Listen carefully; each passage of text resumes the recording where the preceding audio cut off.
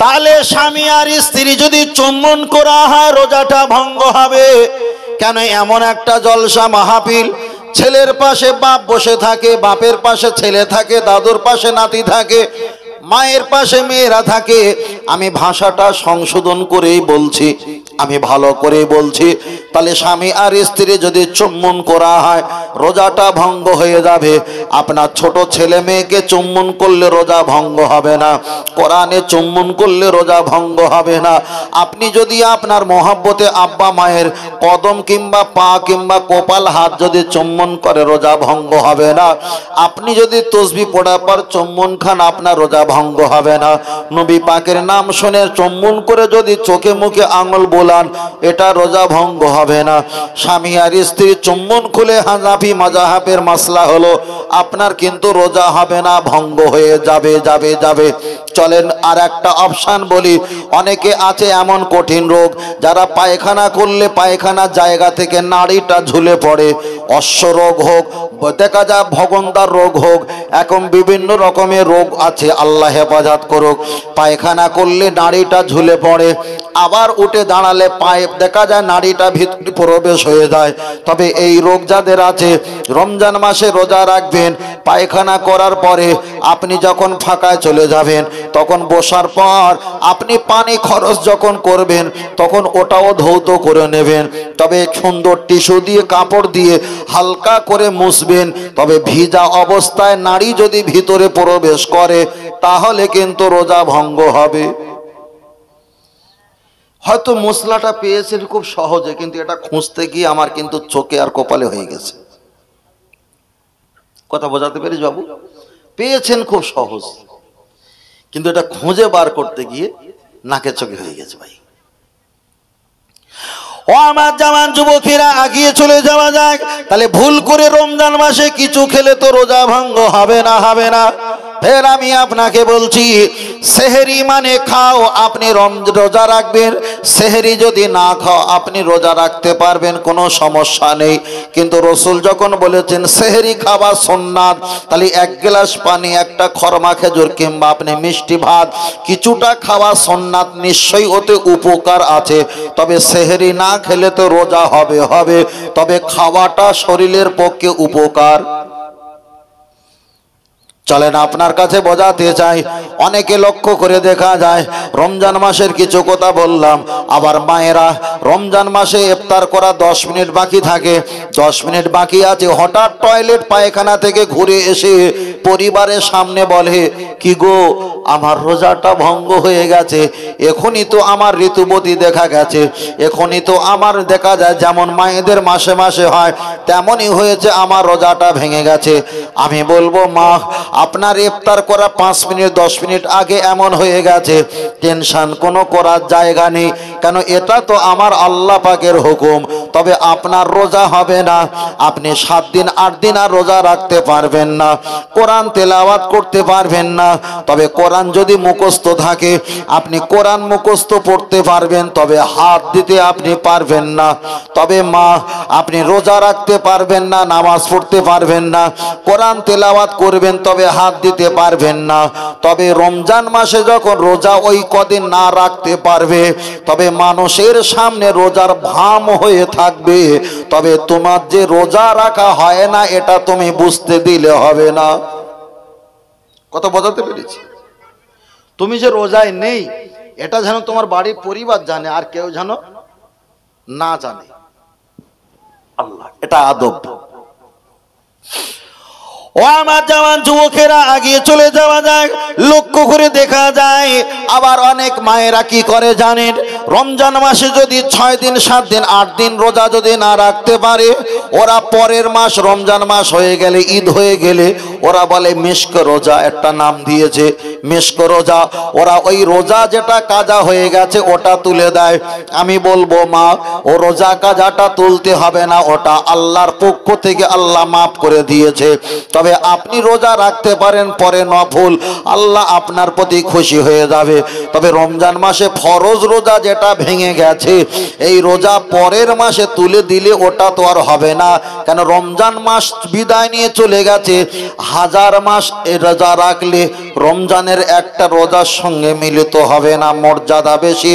তাহলে আপনার নামাজ যে কদিন কাজা হয়ে গেছে, যে কদিন রোজা কাজা হয়ে গেছে, যে কদিন কোরআন তেলাওয়াত হয়ে গেছে, আপনি এগুলো ছেড়ে দেন, কোনো সমস্যা নেই।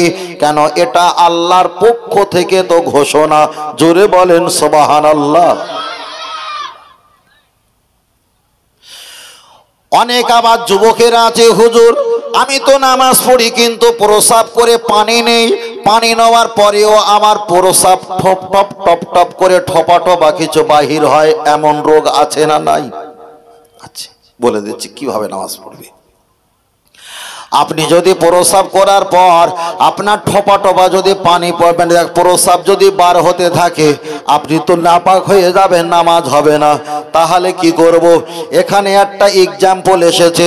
আপনি প্রসাব করার পর পানি ব্যবহার করবেন কিংবা নাই করেন, প্রসাব যখন শেষ হয়ে যাবে আপনি 40 কদম ধরে হাঁটা শুরু করে দেন।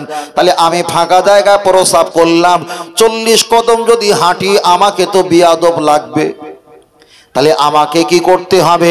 ওই টয়লেট পায়খানায় যখন প্রসাব করব, একটা পা উঁচু করব, একটা পা নামাবো, একটা পা উঁচু করব, একটা পা নামাবো, এরকম তো 40 কদম ওটা নামা করলে হাঁটার পরিমাণ হয়ে যাবে। তাহলে যে শিরায় আমার প্রসাব আটকে ছিল ওটা নামা করলে আমি নতুন করে বসবো, যতটা প্রসাব হাত ভিজে যাবে কিংবা বাহির হবে, আপনি আবার পুরোনায় পানি খরচা করে পরিষ্কার করে নিয়ে নামাজ পড়তে পারেন, বিলকুল নামাজ হয়ে যাবে। বলুন সুবহানাল্লাহ। একটা সিস্টেম। আর একটা সিস্টেম বলি, একটা সিস্টেম, আর একটা সিস্টেম হলো, আপনার যদি এমন করে যদি আপনার রোগ থেকে আপনি মুক্তি না পান, নামাজ তো ছাড়নি, নামাজ আপনার পড়তে হবে, তাহলে আপনি ভিতরে একটা প্যান্ট কিংবা একটা ভালো মোটা প্যান্ট পরলেন, নামাজ পড়ার সময় আপনি ওই প্যান্টটা খুলে দিয়ে আপনি প্রসাব খরচা করবেন, পানি ব্যবহার করে তাড়াতাড়ি নামাজ পড়ে নিলেন। আবার নামাজ পড়া হয়ে গেলে ওই নাপাক প্যান্ট যেটা ভিজে গেছে হালকা করে ওই প্যান্টটা আবার আপনি পরে নিলেন। তাহলে নামাজ পড়ার সময় খুলে দেবেন পবিত্র, আবার নামাজ হয়ে গেলে ওটা আবার পরবেন, প্রসাবটা প্যান্টে লাগবে যাতে গায়ে না লাগে। সিস্টেম।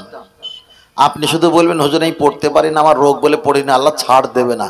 আপনার যারা উর্দে জ্ঞানী তাদের কাছ থেকে পরামর্শ কেন করেন? আল্লাহ তো বলবে। ও আমার জওয়ান যুবকেরা, চলে না গিয়ে যাওয়া যায়, লক্ষ্য করে দেখা যায়। এবার আপনারা এখান থেকে যদি কলকাতা চলে যাও, রোজা রেখে যাওয়া যাবে না? যাবে না?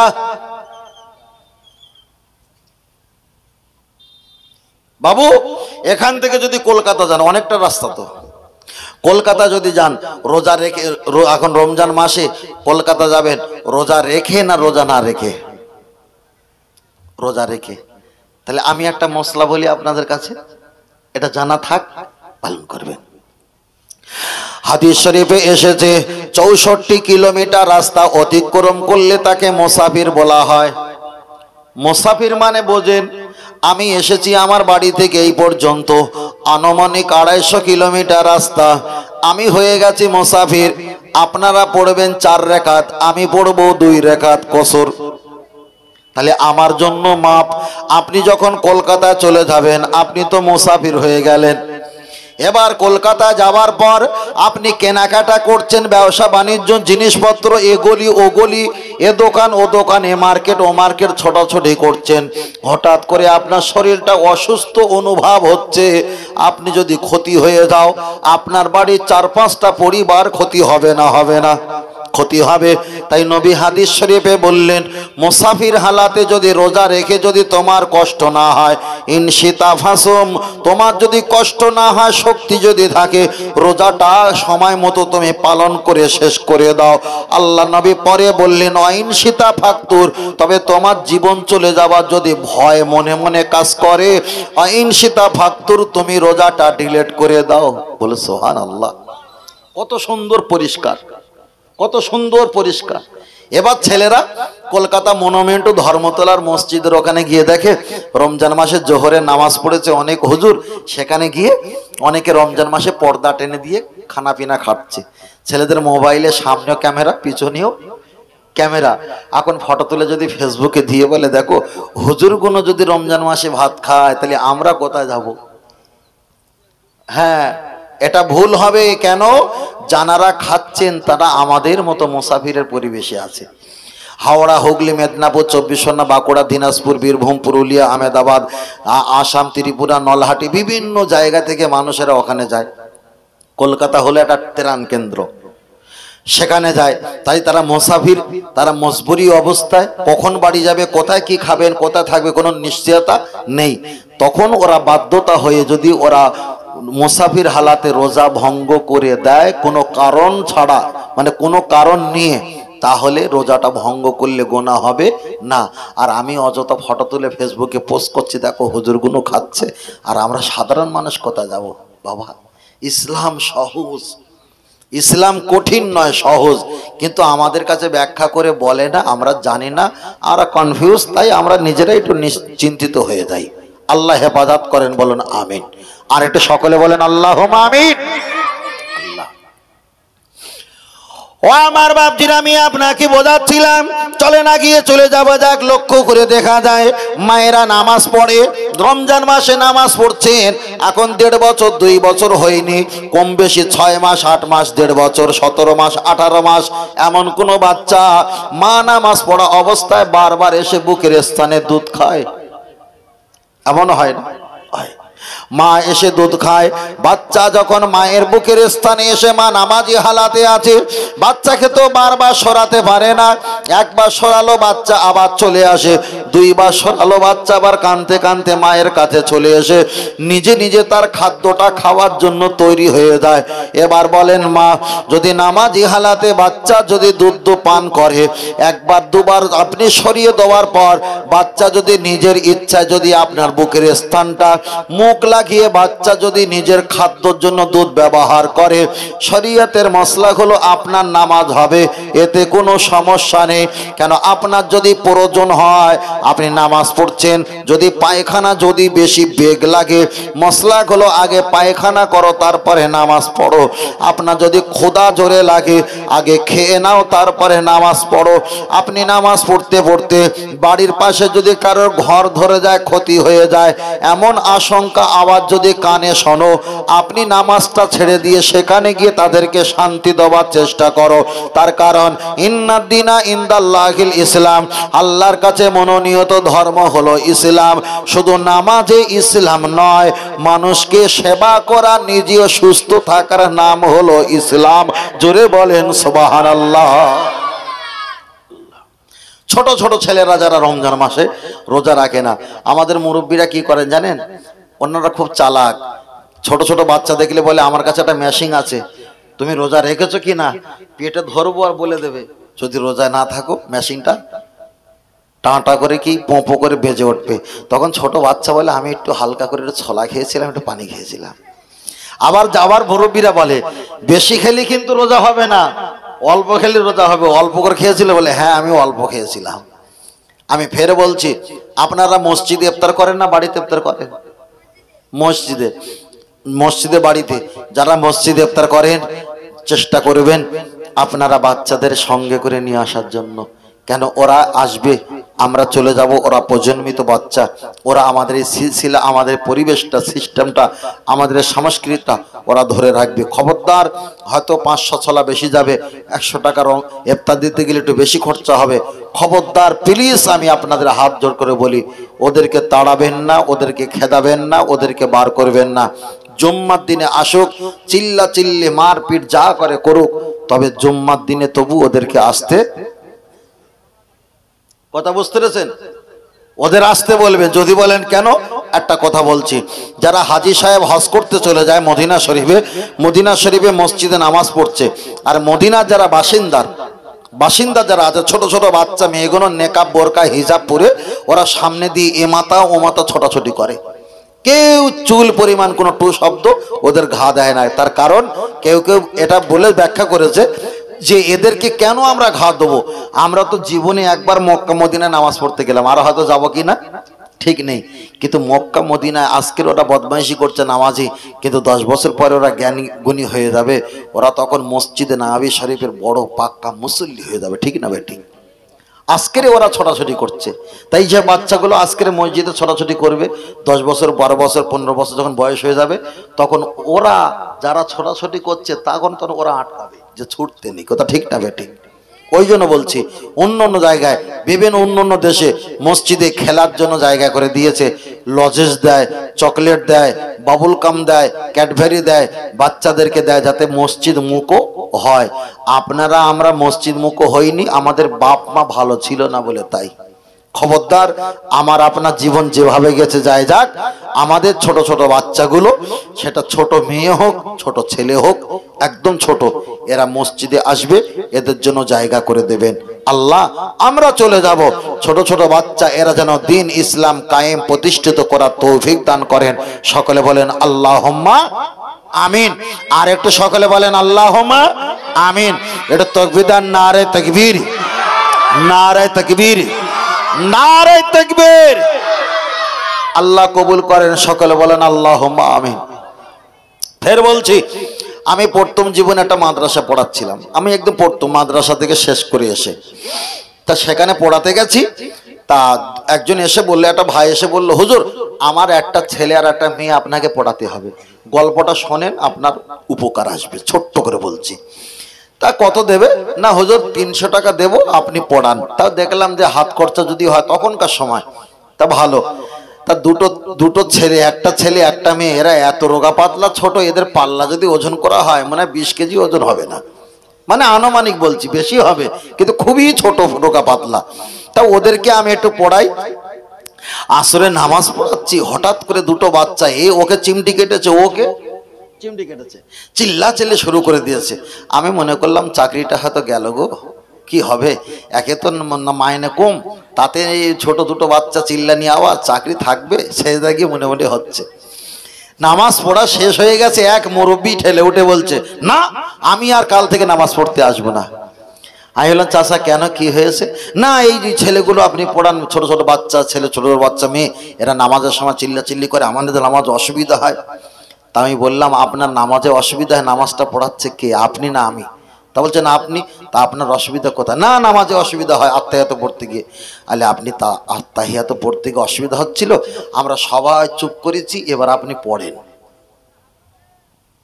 কথা বলো দি, তখন তো নামাজে পড়তে অসুবিধা হচ্ছিল, তা ঠিক আছে মেনে নিলাম অসুবিধা হয়েছে, এবার আমরা সবাই চুপ করে আছি, এবার আপনি আত্তাহিয়াতটা পড়েন। তা বলছে, ওই কি আমার জানা আছে কথা। আচ্ছা বলেন এবার রাগ আপনার কেমন হয়? ওই কি আমার জানা আছে? তখন আমি চট করে ওই ছোট বাচ্চাকে ডেকে বললাম, দুটো বাচ্চাকে, কচি এখানে এসো দিনই। ওরা দুইজনে আসলো, হুজুর জি বলেন। বলি, কচি আত্তাহিয়াত তাশাহুদটা বলেন দিনই। সুন্দর করে ছোট্ট বাচ্চা পিটপিটি ছোট্ট মুখে আত্তাহিয়াতু লিল্লাহি ওয়াসসালাওয়াতু ওয়াত-তাইয়্যিবাতু পড়া শুরু করে দিয়েছে। আমি চাচাকে বললাম, চাচা তোমার বাপ মা যেমন ভালো ছিল না, তোমার প্রতিষ্ঠানটা এই জায়গায় এসছে, এদের বাপ মা ভালো ছিল বলে আমার কাছে দিয়ে গেছে। এই 9 বছর 8 বছরে এরা আত্তাহিয়াত পড়া শুরু করেছে। যদি পরকালে নাজাত পেতে চাও, এদের পা ধুয়ে খাও, এদের পা ধুয়ে খাও। তাহলে ছোট বাচ্চা, তার কারণে মসজিদে নামাজের সমস্যা হচ্ছিল বলে যারা চিল্লা চিল্লি করে, যারাই বলে বাচ্চা মসজিদে নিয়ে আসা যাবে না, তাদেরকে বলো তোমার অসুবিধা কোথায়? না নামাজ পড়তে অসুবিধা হয়, তাদের বলো জোহরের 4 রাকাত নামাজ পড়ে দেখাও তুমি নামাজ আসলে পড়তে পারো কিনা। কথা বুঝতে পেরেছো? তাহলে আগামী দিনে আর কখনো আগামী দিনে কখনো নামাজ পড়তে বারণ করে বলে মনে হয় যে আমি যদি বারণ করি আমার নামাজের পরীক্ষা দিতে হবে, তো ওর থেকে বারণ করে আমার দরকার নেই। চলেন আমি আপনাকে বলছিলাম, আমি আপনার কাছে বোঝাতে চেয়েছি, শুধু বাস্তবিক কথা কিছু আপনার কাছে বলছিলাম। এবার একটাবার আগিয়ে চলে যাওয়া যাক। তার কারণ হলো আপনাকে আমি একটাই কথা বলছি, আমরা যখন বাড়িতে নামাজ পড়ি, দাদা কিংবা দাদি কিংবা নানা নানি নামাজ পড়ে, বাড়িতে ছোট ছোট বাচ্চা থাকলে তারাও একটা অন্যায় একটা কাপড় ফেলে দিয়ে তারাও বারবার করে মাথা নিচু করে আবার উপর দিকে তাকায়। তাহলে এখানে প্রমাণ হলো আপনার দেখে বাচ্চাটা শিখবে। আমাদের তো এমন হয়, নামাজ পড়ছি মাথা টুপি আছে, ছোট বাচ্চা ছেলে এসে মাথা থেকে টুপিটা নিয়ে নিজের মাথায় দেয়, মুখের দিকে তাকিয়ে থাকে, হাসিও লাগে, নামাজও ভঙ্গ হয়, পুরো না আবার নামাজ পড়তে হয়। কিন্তু কিছু বলা যাবে না। আপনি কেন বলবেন? আপনার কতটা দয়া। সবচাইতে দয়া ছিল আমার আপনার নবী। আল্লাহ নবী যখন নামাজ পড়তেন, ইমাম হাসান আর হোসাইন রাদিয়াল্লাহু তাআলা আন আল্লাহর নবীর কাঁধে বসে আর কানটা ধরে ঘোড়ার মতো লাফানো শুরু করতেন। তাহলে দয়ার নবী যদি নিজের নাতিকে কাঁধে করে তুলে নিয়ে এতটা সহ্য আর কষ্ট করে যদি আনন্দ দিতে পারে, আমাদের বাচ্চারা তো কাঁধে ঘাড়ে ওঠে না। এদেরকে মসজিদে যদি একটু পিছনের কাতায় রেখে দেই, তাতে কি আমাদের বড় ক্ষতি হয়?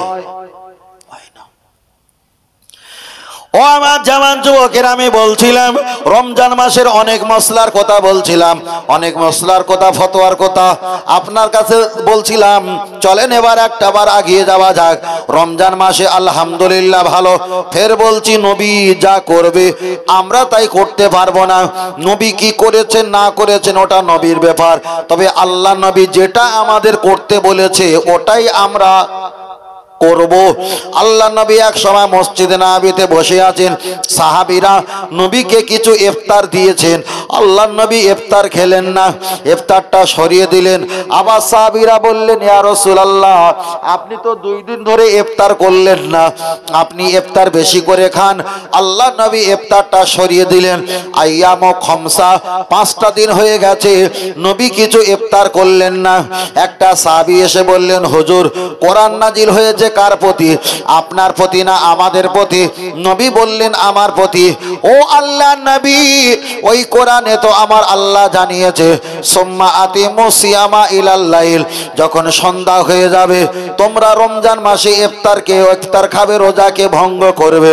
হুজুর আপনি ইফতার কেন করলেন না? জবাব দাও। আমার দয়ার নবী বলেছিলেন, আনা বুইস্তু মুআল্লিমান, আমি নবী তোমাদের শিক্ষক। আমি ইবাদত করি কি না করি এটা তোমাদের দেখার প্রয়োজন নেই। আমি যেটা তোমাদের করতে বলবো শিক্ষক হিসাবে, ওটাই হলো তোমাদের পালন করা জরুরি। তার কারণ স্কুল মাস্টার যিনি আছে তিনি ইউনিফর্ম নাও পড়তে পারে, কিন্তু ছাত্রদের ইউনিফর্ম একই রকম পোশাক পরতে হবে। আল্লাহ নবী আমাদের যেটা বলবে সেটাই আমরা পালন করব।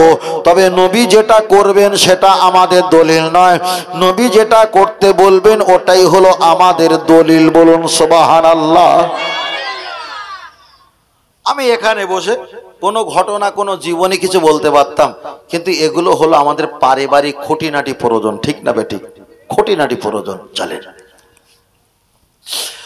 ও আমার বাপজিরা, আমি আপনাকে বোঝাতে চাই, রমজান মাসে অনেক ছেলেরা, যুবকেরা মসজিদে নামাজ পড়তে যায়, তারাবি নামাজ। মায়েরা মনে করে আমরা কি নামাজ পড়তে পারবো না। এলাকায় একটা হাফেজ সাহেব ঠিক করে, আর পিছনে একটা পর্দা কাপড় দিয়ে মায়েরা, চাচিরা, আম্মারা, বুবুজানেরা, তারা একটা পুরুষের পিছনে তারাবি নামাজ পড়া শুরু করে। যদি জিজ্ঞাসা করি, মা আপনি কেন এদের পিছনে তারাবি নামাজ পড়বেন? তখন বলবেন, আপনার দেখা যায় আপনারা মসজিদে নামাজ পড়ছেন তারাবি, আমরা তো অনেকে তারাবি পড়তে পারি, অনেকে পারি না, আমরা কি নামাজ পড়তে পারবো না? ফের বলছি, পুরুষদের জন্য মসজিদে যাওয়া জায়েজ, মহিলাদের জন্য জায়েজ ছিল নবীর জামানায়। নবী মহিলাদের জন্য মসজিদে জায়েজ ছিল। আল্লাহর নবী সাহাবা প্রথম খলিফা হযরতে আবু বকরের জামানায়, পরে ওমর ফারুক বলেছেন, সল্লু ফি বুয়ুতিকুম, তোমরা আজ থেকে ঘরে গিয়ে নামাজ পড়ো, এখানে তোমাদের নামাজ পড়া চলবে না, চলবে না। তাহলে নবীর জামানা ছিল, দ্বিতীয় প্রথম খলিফার জামানা ছিল, কিন্তু দ্বিতীয় জামানায় আল্লাহ নবী সাহাবা বারণ করে দিয়েছে। তার কারণ মসজিদে ভোরের বেলা, রাতের বেলা যদি মহিলারা নামাজ পড়তে যায়, মনে হয় 1 হাত সেলাই করতে গিয়ে 5 হাত ছিঁড়ে যেতে পারে। ঠিক না বেঠিক? ওই জন্য সাহাবা বারণ করে দিয়েছে, মসজিদে নামাজ পড়তে পারবে না। তবে আপনার শ্বশুর নামাজ পড়ে, আপনার স্বামী নামাজ পড়ে, আপনি তাদের জন্য উজুর পানি আগিয়ে দাও, তাদের জন্য নামাজের মশাল্লা আগিয়ে দাও, তাদের জন্য তসবি টুপি আগিয়ে দাও। তারা যখন মসজিদে নামাজ পড়বে আল্লাহ ওদের যে সওয়াব দান করবে, আপনি আগিয়ে আর খেদমত করে দেওয়ার বিনিময়ে আল্লাহ আপনাকে অতটা সওয়াব নাকি দান করবেন। জোরে বলেন সুবহানাল্লাহ। দরুদ শরীফ আল্লাহুম্মা।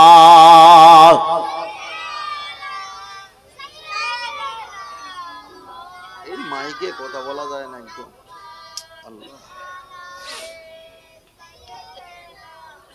মাওলানা মুহাম্মদ বলো ইয়া রাসূলুল্লাহ ইয়া হাবিবাল্লাহ, আর জোরে ইয়া রাসূলুল্লাহ। গোলাপ নীলাম গাধা নীলাম, নীলাম রজনী গন্ধা, মনের শৌখে মালা গেঁথেছি সকাল থেকে সন্ধ্যা। তবে একবার দেখা দাও যদি ও গো কামলে আলা, একবার দেখা দাও যদি ও গো মদিনা আলা, হাসি মুখে পাঠাবো তোমায় হাজার কি আমের নজরানা। বলো বলো ইয়া রাসূলুল্লাহ, আরো জোরে ইয়া রাসূলুল্লাহ। হলুদ ফুলকে পোষণ করি তুমি রংটি কোথায় পেলে, মায়ার নবীজির নোরানি চেহারা হলুদ ছিল বলে। বল সুবহানাল্লাহ। বাবা একটু মাইকের একটু জোর দেবেন, একটু একটু সাউন্ড দেবেন। এত মসজিদের মাইক থেকে তো আরো খারাপ, জানেন? মসজিদের মাইকের থেকে জোর আছে। আল্লাহ, আর এছাড়া মনে আর হবে না। আগে চেষ্টা করেছে ভাই, বুঝলেন না? ওই একটা কি রিমোটলে চলিয়েছে, সব সিডি ক্যাসেটে সেটলি চলিয়ে সবাই এখন। হ্যাঁ আল্লাহ, জি বাড়েনি তো একদম, বুঝলেন না?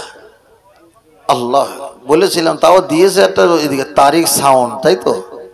তারিফ না তারিখ? তারিফ, তারিফ মানে প্রশংসা, সাউন্ড প্রশংসা। সাউন্ড করবো, প্রশংসা করবোটা কি করে ভাই? প্রশংসা তো করবো, তো কি গিয়ে করবো প্রশংসা, বুঝলেন না? 5 মিনিট গান হয়, এ হয়, তার জন্য ঢোল তাবলা কাঁসি লাঠি বাটি অনেক কিছু হারমোনিয়াম সহযোগিতা করে 5 মিনিট গান হলে। আর 2 ঘন্টা 2.5 ঘন্টা যখন বকা হয়, কিছু দরকার নেই, একটু সাউন্ড হলে মিটে যায়। হ্যাঁ, তাই যদি না হয় তাহলে আর কি হবে? আল্লাহ, আমি তো এইভাবে ওয়াজ করতে পারিনি। আমাদের ইন্টারনেটে ইউটিউবে ওয়াজ শোনেন না? একটু সাউন্ড দাও। আপনারা ওয়াজ শোনেন তো? ইউটিউবে ওয়াজ শোনেন তো? এইরকম ওয়াজ করা হয়? হয় না, কিন্তু পাচ্ছি না, ঠেলছে না। প্রতিদিন বক্তব্য না, প্রতিদিন বক্তব্য, সমস্যা হয়। আল্লাহ, কত ঘোরাবি বাবু, আর জোরে না দিয়ে আর কত ঘোরাবি? আল্লাহ আল্লাহ, একটু বাড়া, একটু বাড়াও ভাই, বাড়াই।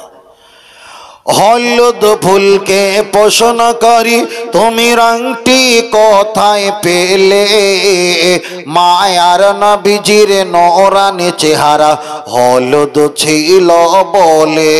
বলো সুবহানাল্লাহ। সাদা ফুলকে পোষণ করি তুমি রংটি কোথায় পেলে, নূর নবীজির নোরানি দাঁত সাদা ছিল বলে। এই হলুদ সাদার দোকান থেকে তুলে গেঁথেছি মালা, সুযোগ পেলে পাঠাবো তোমায় হাজার কি আমের নজরানা। তবে একবার দেখা দাও যদি ও গো কামলি আলা, একবার দেখা দাও যদি ও গো মদিনা আলা, হাসি মুখে পাঠাবো তোমায় হাজার কি আমের নজরানা। বলো বলো ইয়া রাসূলুল্লাহ, আরো জোরে ইয়া রাসূলুল্লাহ, নারে তাকবীর। আল্লাহ কবুল করেন, বলুন আমিন। আর একটু সকলে বলি আল্লাহুম্মা আমিন।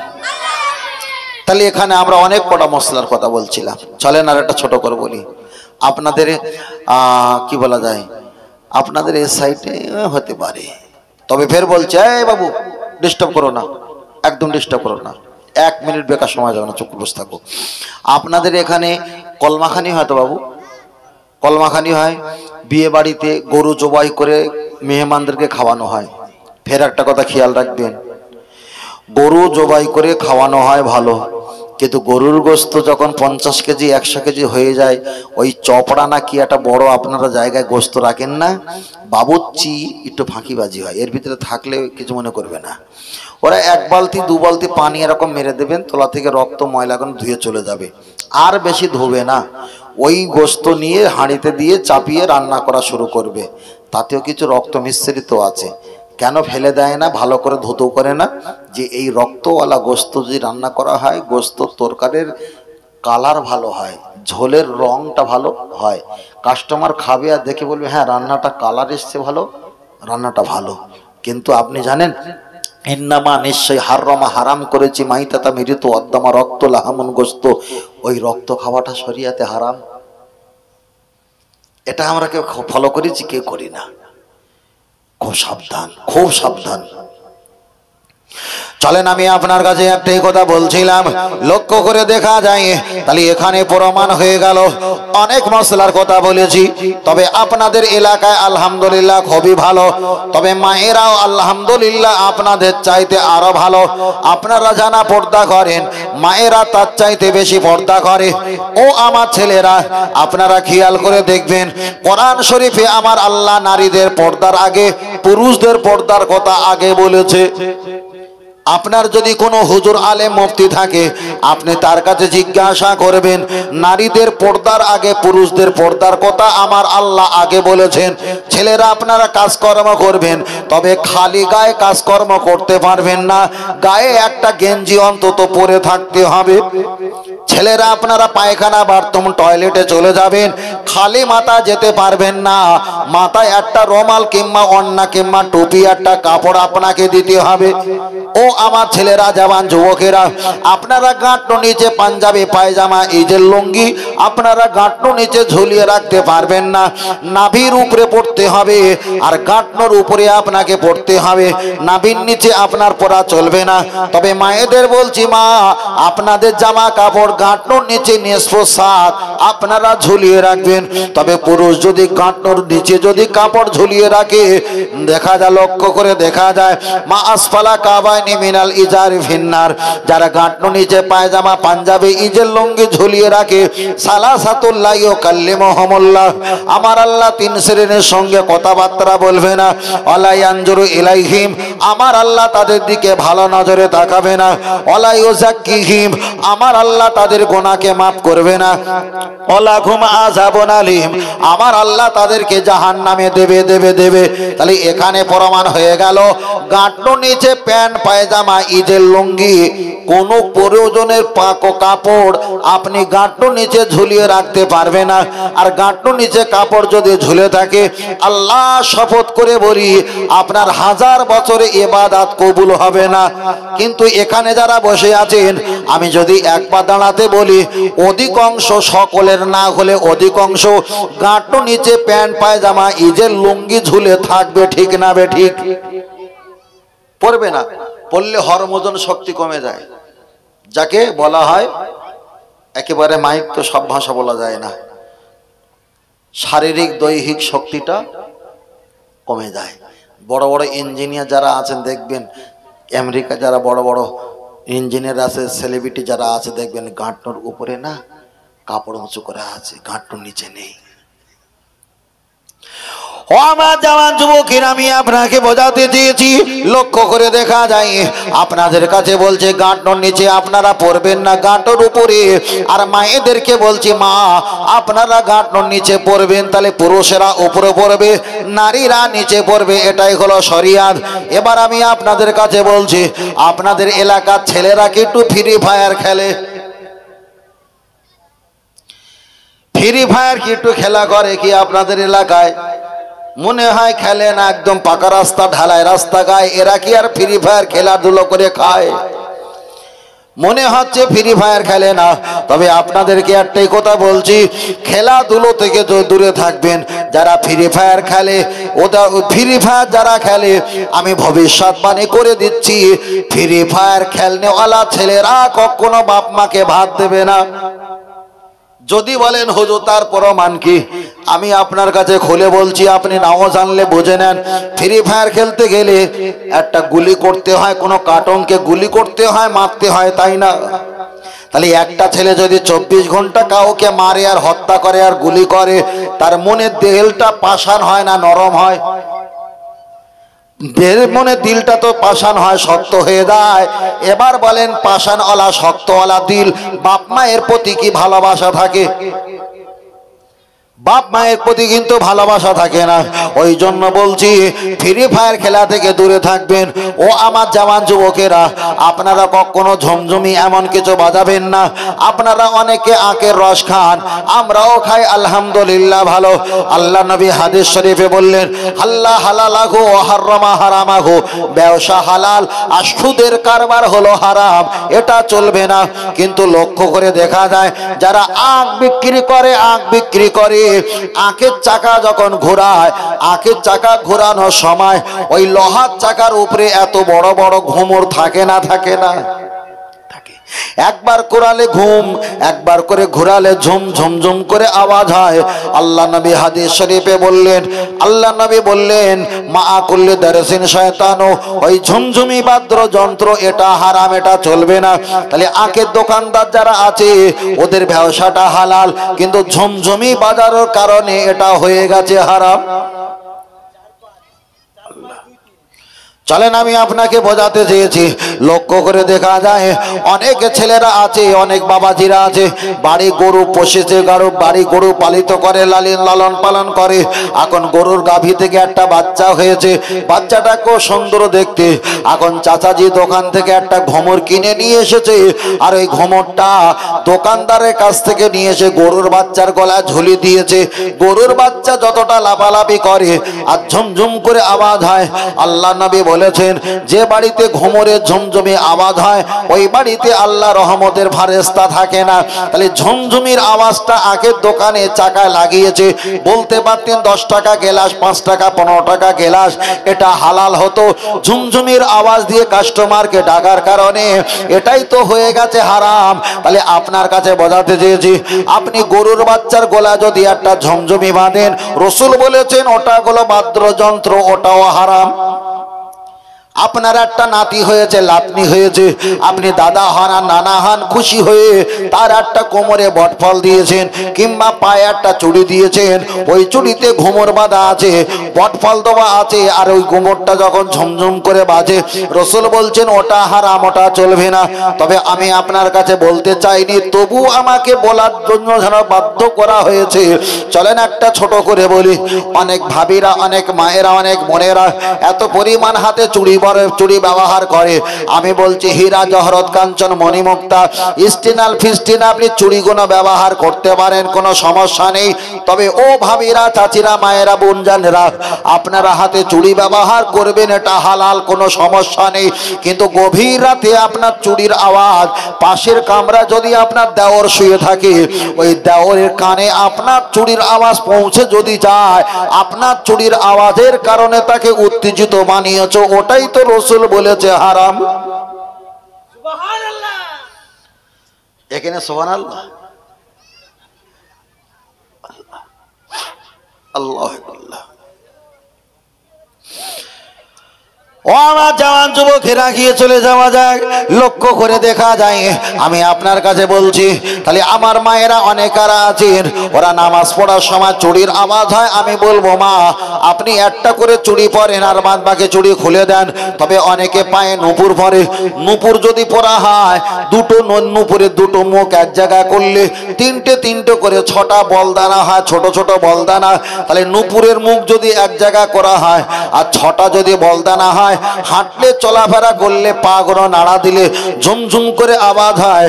রাসূল বলেছেন ওই ঝুমঝুমি বাদ্য যন্ত্র হারাম। তাহলে মায়েরা আপনারা নূপুর ব্যবহার করতে পারবেন, তবে ঝুমঝুমির আওয়াজের মতো যে দুটো আওয়াজ হয় ছটা যখন থাকে বলদানা, এই বলদানা আপনাকে খুলে দিতে হবে। এটা আপনার ব্যবহার করা চলবে না, চলবে না। এবার যদি মায়েদের এতগুলো খুলতে বলি, তাহলে গরুর গোলা থেকে ঘমর খুলতে বলেছি, হাত থেকে একটা চুড়ি থাকবে, বেশি চুড়ি যাতে না থাকে। আখের দোকান থেকে ঘমরটা খুলতে বলেছি, বাচ্চার পায়ে কিংবা কোমর থেকে ঘমর খুলতে বলেছি। এবার যখন মায়েদের বলেছি, এবার ছেলেদেরকে বলা যাক। অনেক ছেলেরা আছে হরিকতি, আমলকি, বড়া, অর্জুন, কালমেঘ, রজনী, বিমাল, তুলসী, শেখর, শান্তি, মোসাবিদ, দিলবার, এমনকি রাকেশ খৈনি, রাজা খৈনি, কাটা খৈনি, অনেকে খাওয়ার পর একটা দুটো করে তালি মেরে ঝাড়া দিয়ে ওড়ায়। আমি আপনাকে বলছি, এই ডান হাত আছে, ডান হাতে একের পিঠে 8 18 লেখা আছে, বাম হাতে আছে 8 এর পিঠে 1 81, 81 আর 18 হলো 99। আল্লাহ পাকের গুণবালী সিফাতি নাম হলো 99। আপনি যে তালি মেরেছেন এটাই তো শরিয়াতে হারাম।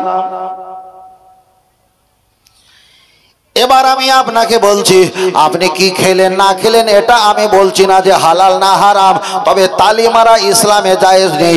আল্লাহর নবী বলেছেন, ও আল্লাহর বান্দা, তোমরা যদি খুশি হও আল্লাহর প্রতি শুকরিয়া আদায় করো, আর তোমরা যদি বিপদ আপদ বালা মুসিবতে পড়ো আল্লাহর কাছে তোমরা মুসিবতে দোয়া চাও, আল্লাহর কাছে পানা সাহায্য চাও, তাহলে বিপদে পড়লে আল্লাহকে ডাকবে, মুসিবতে পড়লেও আল্লাহকে ডাকবে। তবে খুশিতে আর মুসিবতে তালি মারা এটা তো জায়েজ নয়। কেউ হঠাৎ ক্ষতি হয়ে গেছে, চায়ের দোকান থেকে চেয়ার থেকে বেঞ্চিতে কাত হয়ে পড়ে গেছে, ছেলেরা হাসতে হাসতে তালি মারে না, মারে না? তাহলে ক্ষতি হয়েছে, ক্ষতিতে কি তালি মারা জায়েজ? আবার অনেকে হাসাহাসি করে, কিন্তু একটা কথা বলেছে হাসলো, হাসার পরে সেখানে আবার একটু তালি মারে, এটা কি জায়েজ? এটা তো জায়েজ নাই। তাহলে এক কথা তালি মারা মোটেই জায়েজ হবে না। ভাই আমার কথা কি আপনারা বুঝতে পাচ্ছেন? আমি এখানে বক্তব্য করতাম, কোনো কোরআন হাদিস দিয়ে কোনো ঘটনা, কোনো জীবনী বলতাম, এগুলো আপনারা বহুবার শুনেছেন, কিন্তু ছোট ছোট কিছু মশলার কথা বলছি, কোনটা জায়েজ কোনটা না জায়েজ, কোনটা হালাল কোনটা হারাম, এগুলো একটু আমাদের জানা হবে। দেখেন আমরা দিতে চাই, আমরা দেই, আপনারা কেনাকাটা করবেন কি না করবেন এটা আপনাদের ব্যক্তিগত ব্যাপার। তবে আমরা যে সিস্টেমে বলবো কোরআন হাদিসের সিস্টেমে, যারা নেয় তারা ভাগ্যবান, যারা নেয় না তারা দুর্ভাগ্যবান। তারা এবার কি নেবে?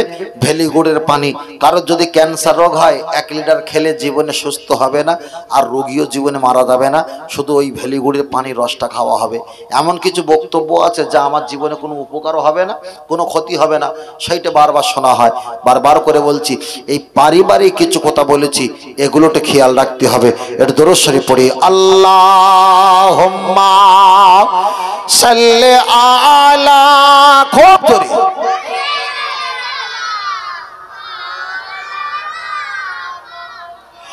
ওয়ালা আলি সাইয়্যিদিনা, মা আমিনার ঘরে যাব, সেইখানে আখিরি নবীকে পাবো, মনের কথা সব বলিব, সে যে মুহাম্মদ ইয়া রাসূলুল্লাহ। আল্লাহুম্মা সাল্লি আলা, জোরে পড়ো বাবা, পড়ো বাবা জোরে, ওয়ালা আলি সাইয়্যিদিনা সাল্লাল্লাহু আলাইহি ওয়াসাল্লাম। একটা কথা বলি, সব জায়গা কি পাগলগিরি করা ভালো? পাগলামি সব জায়গায় করা ভালো না। কেন? সব জায়গায় পাগলামি করলে তোমার নিয়ে যখন সমালোচনা করবে, তোমার নিয়ে যখন ভাববে, তোমার আসল রূপ কিন্তু ধরে ফেলবে। যারা পাগলামি করে তারা পাগলামি করে, কেউ বদমাইশি করে করে, কেউ আপন ইচ্ছা হয়ে যায় ছাপোস। যারা পাগলামি করে, ছাপোস একটা যুক্তি কথা বলি, আমি এটা বলছি, অন্য একটা অপশন আমি জানবো তারপরে সেটা বলছি।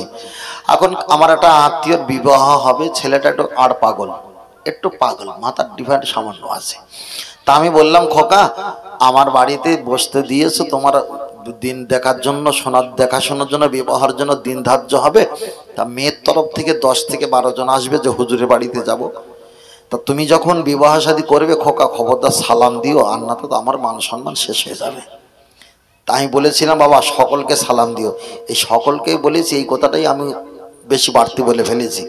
ও কামরাতে পান নিয়ে, শরবত নিয়ে, নাস্তা পানি, চা বিস্কুট নিয়ে, মিষ্টি পানি সব কিছু নিয়ে প্লেটে নিয়ে ওদের কাছে গিয়ে বলছেন আসসালামু আলাইকুম, আসসালামু আলাইকুম, আসসালামু আলাইকুম। 11 জন ছিল, 11 জনের প্রত্যেকে সালাম দিয়েছে। আচ্ছা উনি যে পাগল তার কাটা, এটা প্রমাণ হয়েছে না হয়নি? মেয়ের বাপেরা তারা চলে গেল যে বিবাহ হবে না। পরে আবার 8-9 দিন পরে আর একটা সম্পর্কে চলে আসলো, সে মেয়ের তরফ থেকে দেখাশোনা করতে এসছে। আমি ওনার হাত ধরে বললাম, খোকা খবরদার সকলে সালাম দিসনি, তাহলে ফের এই 2000 টাকা মিষ্টি খরচা বেকার হয়ে যাবে। তাহলে কি করো মামা? তাহলে খোকা খবরদার একবার সালাম দিস, আর সালাম দিসনি। ও বদমাইশ নাস্তা পানি সবকিছু নিয়ে কামরা গিয়ে বলছে আসসালামু আলাইকুম, একবার মা বারণ করে দিয়েছে। আচ্ছা বলেন, তাহলে পাগলামুকে সব জায়গায় করা ভালো? তাহলে আগে 10 বার দিয়েছে, 11 বার দিয়েছে, সেটাও পাগলামো, আর একবার দিয়েছে এটাও পাগলামো। কথা বুঝতে পেরেছেন? তাহলে এখানে প্রমাণ হয়ে গেল পাগলামো সব জায়গায় করা ভালো না। আমি শুধু এতটুকু বলে বোঝাতে চেয়েছি, আপনারা একটা মিথ্যা গল্পে আনন্দ পেয়েছেন না পাননি? পেয়েছেন। মিথ্যা গল্প বলেছি, আনন্দ পেয়েছেন। এতক্ষণ ধরে খুঁটিনাটি মশলা মশাইল বলছিলাম, আপনারা তখন সুবহানাল্লাহ পর্যন্ত বলতে চাইছিলেন না। আসলে আপনারা কতটাই জ্ঞানী আমি ওজন করার জন্যই বলছিলাম। আমার কথা বুঝতে পেরেছেন ভাই? কতটাই জ্ঞানী। এটা কি বাবা? এটা আবার কি ভালো না খারাপ? গ্যাং আওয়াজ উঠছে তো।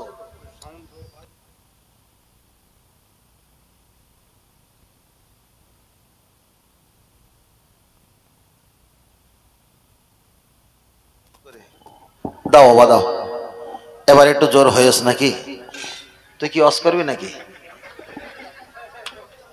এই ফোনটা অন করো না, গ্যাং আওয়াজ আসবে। ফোন এখানে রেখে দাও, যেখানে ছিল। ভাই গুটিয়ে নাও, আপনি খুলে নাও, খুলে নাও ভাই, খুলে নাও, গোড়া থেকে খুলে নাও। হ্যাঁ হ্যাঁ, যাক। এবার একটু তাকবীর, নারে তাকবীর, আর একটু তাকবীর, নারে তাকবীর, আল্লাহু আল্লাহ। এবার একটু সাউন্ড হয়েছে না? আমার না তো কোথাও কিডনি ছিল, সেখানে ফুলকো চলে যাচ্ছিল, যেখানে প্রস্রাবের থলি সেখানে লিভার চলে যাচ্ছিল। কথা বুঝতে পারছেন না? আল্লাহ না, ঠিক আছে, যা আছে আর কিছু করতে হবে না, বুঝলেন না? বিয়াদবি করো না বাবা, বিয়াদবি করো না। আস্তে কথা বলো শোনা, আস্তে কথা বলো, আস্তে কথা বলো। একটা মানুষ কতটা ভালো কতটা খারাপ তার কিছুটা পোশাকে, কেউ বলেন না পোশাক আশাকে চেনা যায় না, এটা ভুল। কিছুটা পোশাকে চেনা যায়, কিছুটা চেহারা সুরাতে চেনা যায়, কিছুটা ভাষা চেনা যায়, কিছুটা ব্যবহারে চেনা যায়। 4-5টা দিক নিয়ে চেনা যায়। একটা দিকে চেনা ভুল হবে। দুষ্ট মানুষের সুষ্ঠু কথাও তো হয়, খারাপ মানুষের সরু কথা হয় না। তাহলে একটা দিকে নিয়ে তো ফেসে যাবে। তাই বলছি আপনারা সভ্য, আপনারা শোভনীয়, ভালো, যার কারণে আপনার নীরবতার সঙ্গে বসে আছেন। আল্লাহ আমাদের উভয়কে আল্লাহ কবুল করেন, বলুন আল্লাহুম্মা আমিন। আর একটু সকলে বলি আল্লাহুম্মা আমিন।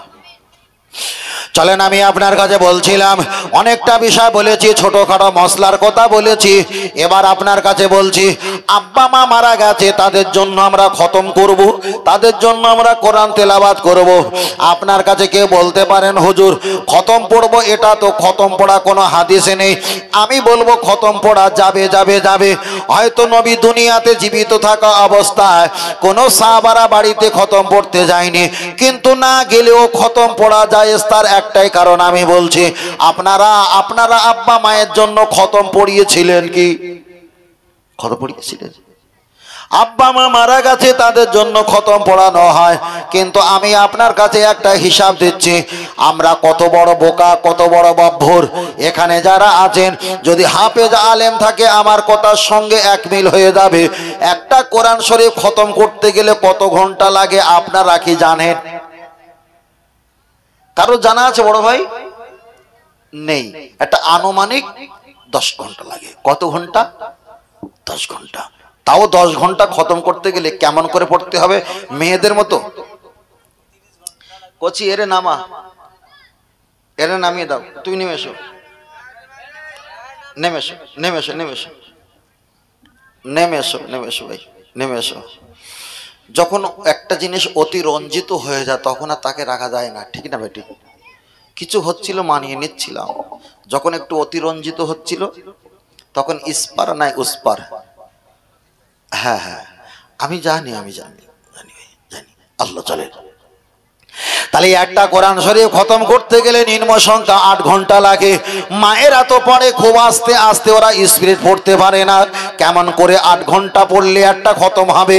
পড়ার পরিমাণটা কম হবে। আমি ছোট্ট করে বলছি, বিসমিল্লাহির রহমানির রহিম। ওয়া ইযাকুলনা দুকুলু হাযিল ক্বরিয়াতা ফাকুলু মিনহা হাইসু শি'তুম রাগাদা ওয়া দুকুলুল বাবা সাজ্জাদা ওয়া কুলু হিত্তাতুন নাগফির লাকুম খাতায়াকুম ওয়া সানাজিদুল মুহসিনিন। এমন স্পিড পড়লে একটা খতম করতে গেলে 10 ঘন্টা। কত ঘন্টা? এবার বলেন কেমন আমরা বোকা। একটা হাফেজ সাহেবকে দিয়ে যখন খতম করানো হয়, ওই হাফেজ সাহেব যখন খতম করে 3 ঘন্টা 2 ঘন্টা আধা ঘন্টা করে পড়ে চলে যায়। বলল ভাই তোমার বাপ মায়ের খতম করা।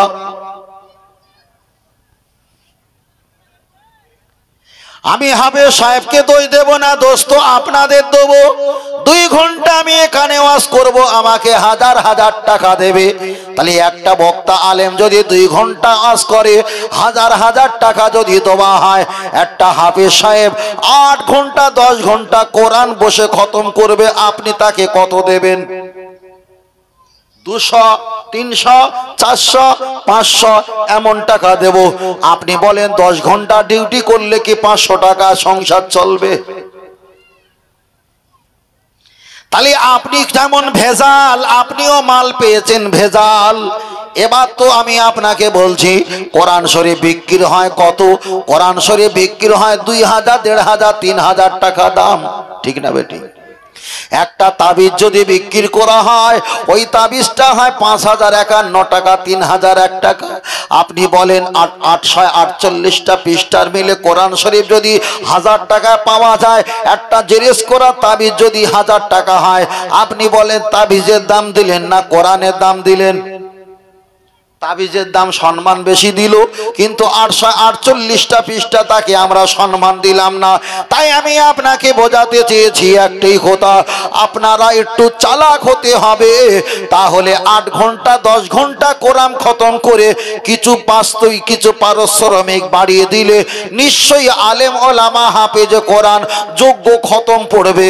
তাই একটাই কথা বলি, আমাদের আব্বা মা যারা নীরবনগরে চলে গেছেন তাদের জন্য দোয়া চাইবো। আল্লাহর নবী জানিয়েছেন, এ সন্তানেরা, আওলাদেরা, তোমার আব্বা মায়ের কবরে যদি আযাব হয়, তাম পৃথিবীর খালের পানি, নদীর পানি, টিউবওয়েলের পানি যদি চাপিয়ে দেওয়া হয়, আব্বা মায়ের কবরে আযাব মাফ না হতে পারে। কিন্তু সন্তান আওলাদ যদি একটা বার দোয়া চায়, ওই দোয়ার কারণে আব্বা মায়ের কবরে আযাবটা আল্লাহ মাফ করে দিয়ে থাকে। আর একটু জোরে বলেন সুবহানাল্লাহ।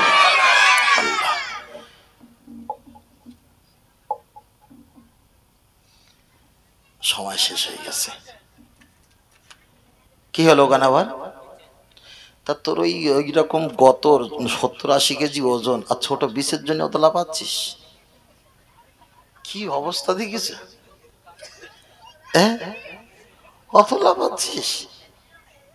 কিরে কি হবে কি? হ্যাঁ, আল্লাহ আল্লাহ। আমার একদম সময় শেষ হয়ে গেছে, ভাই চলে এসছে। ভাইয়ের টাইমটা ছিল প্রথমে, না হয় টাইমটা ছিল প্রথমে। তা আমাকে যেটা বলেছিলেন সেটা আমি রিপিট করছি, কেন একা বললে হয়তো ভুল হতো, সকলের সামনে বলি তাহলে ভুল কি ঠিক সঠিক হবে। আমাকে বলেছিল ওনাকে এশার নামাজের পরে ওনার টাইম, হয়তো সেটা 8টা কিংবা 8:30 থেকে হতে পারে, ওনার পরে আমার টাইম ছিল। তা আসার কারণে 19-20 সবাই হয়েছে রাস্তাঘাটে। তা আমি একটু চেষ্টা করেছি আগে আসার জন্য, উঠে পড়েছিলাম। ভাই এসছে, উনি আবার শেষে আমার জায়গাটা উনি থেকে আবার দোয়া করবে, অজনসিয়াত করবে। আমি প্রথম থেকে একটা স্বাভাবিক অবস্থায় বক্তব্য রেখেছিলাম। আমাদের পরিবেশটা এখানে কেউ ছিল না আমি যখন আসি, তাই না? কেউ ছিল? কেউ ছিল না, বাচ্চা পর্যন্ত ছিল না। যাই হোক, পরিবেশটা সৌন্দর্য। অনেক কথা বলেছি, তবু কোনো অসামাজিক কথা বলিনি। যতটুকু কথা বলেছি মাসলা মাসাইল, হালাল হারাম, পাক না পাক, রোজা সম্পর্কে অনেক কথা বলেছি। হয়তো মিথ্যা বলে হাসাতে পারিনি, আনন্দ দিতে পারিনি, কিন্তু সত্য বলে যদি কষ্ট দেই এটাও আল্লাহর পক্ষ থেকে আমি নিয়ামত পাবো, ঠিক না বেঠিক? ভালো থাকেন, সুস্থ থাকেন। ভাই এসেছেন, তার বক্তব্য শ্রবণ করতে হবে। যারা আমাদেরকে দাওয়াত করে নিয়ে এসেছেন তাদের প্রতি অভিনন্দন, ভালোবাসা। কমিটি সমিতি সকলের প্রতি আন্তরিকতা। আল্লাহ আমাদের সকলকে সঠিক পথের বুঝদান করেন। সকলে বলেন আল্লাহুম্মা আমিন। আর একটি সকলে বলি আল্লাহুম্মা আমিন। আসসালামু আলাইকুম ওয়া রাহমাতুল্লাহি ওয়া বারাকাতুহু। এটা দরুদ শরীফ পড়ি। আল্লাহুম্মা